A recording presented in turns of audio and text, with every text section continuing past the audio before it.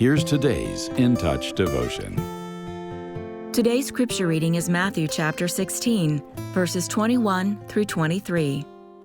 From that time, Jesus began to show his disciples that he must go to Jerusalem and suffer many things from the elders and chief priests and scribes, and be killed, and be raised up on the third day.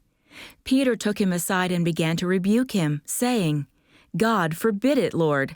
This shall never happen to you."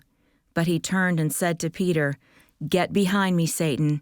You are a stumbling block to me, for you are not setting your mind on God's interests, but man's." Those of us who are believers are called to be compassionate, but we must show discernment when practicing kindness. At times, stepping into someone's life can block what God is doing with that person. Let's look at Peter, who once allowed feelings to cloud his discernment. Attempting to interfere with the divine plan for Jesus Christ was an experience that he likely never forgot.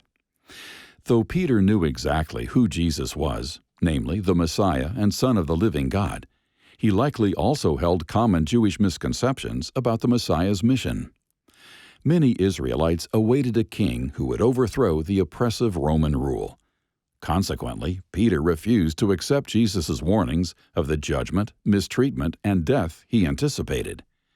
After trying to convince the Lord that such an end was impossible, the disciple was rebuked for attempting to subvert God's will. Jesus' priority was to liberate hearts from sin, rather than bodies from tyranny. Peter had a narrow view of the divine plan, and wrong perceptions led him into open rebellion. Do not make his mistake.